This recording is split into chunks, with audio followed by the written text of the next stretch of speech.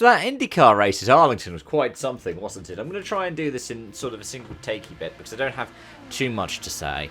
Firstly, I'm slightly disappointed it didn't go green the whole way, but of course, in the era of our Lord and Saviour 2026, it had to be 67 laps green, didn't it? Yeah, well done to Carl Kirkwood for the win. That overtake at the end on Alex Palou, that was impressive.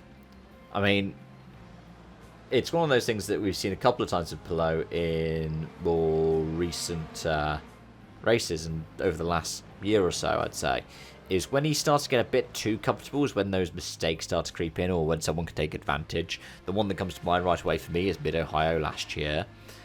But, hey, at the same time, good job for Andretti getting 3 of their cars in the top 4.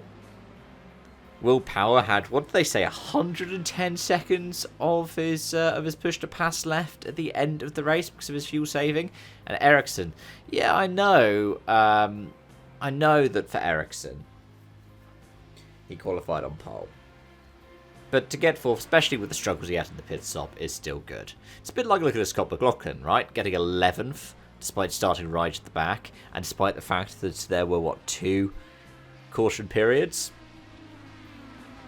That is an impressive run. And even then, the caution periods were caused by, well, Rasmussen retiring, and then, on the restart, Siegel and Grosjean getting into each other. Though, Grosjean behind the wheel of the Bitcoin car, right?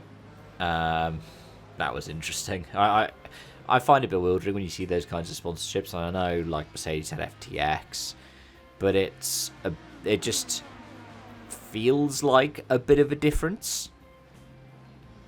Poor Mick Schumacher.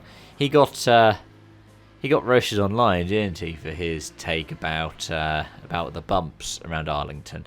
And to be fair, for a lot of circuit races, on a street circuit you don't expect bumps, but then in the States they've had ones that have gone over like tram lines and stuff before, haven't they? I'm just trying to remember what it was on the tie-dye video. I think it was tram lines, wasn't it? Only 2 cars a lap down at the end as well, which was Stingray Rob and Mick Schumacher, which again is impressive given you're talking about, nearly 70 laps of green flag running. I was impressed that there were so few incidents. I was impressed that so many people were on the lead lap. I know part of it's parity and part of it's because, spec series where you can have it. But it was still impressive nonetheless. There were some people who had some good luck, and for that I would say the likes of Kirkwood, Palou, Power. There were some people who had some bad luck. I mean, McLaughlin had some bad luck, then later had some good luck in the actual race. Kiffin Simpson, yeah.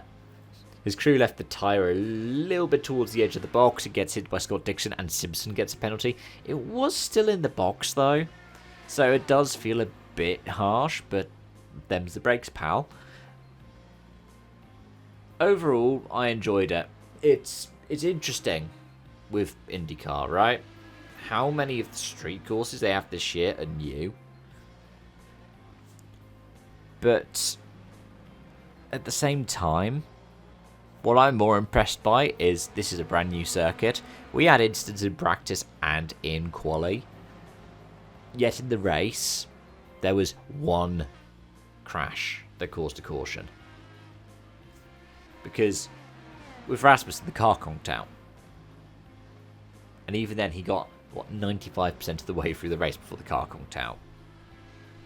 There was 1 crash that caused a caution in a race where we saw so many crashes in practice qualifying on a brand new street circuit. Is that not impressive? And I will wrap up by talking about the broadcast. There were some really weird audio glitches. I don't know if they carried across stateside on the Fox stream, but in the UK we had them. And it felt like somehow, in the middle of the race, there were a couple of moments where like, oh, we're just going to crunch the bit rate on the audio. At least, that's how it came across to me. But let me know your thoughts in the comment section down below, folks. I certainly enjoyed sitting down and watching it, and I'm looking forward to Barber in a couple of weeks as well. But, yeah, new championship leader in Kirkwood. This title battle is really opening up. And, yeah, I know it's been Honda winning 2 of them, but still 3 teams, 3 drivers. This is an exciting season. Till next time, folks. It's bye for now.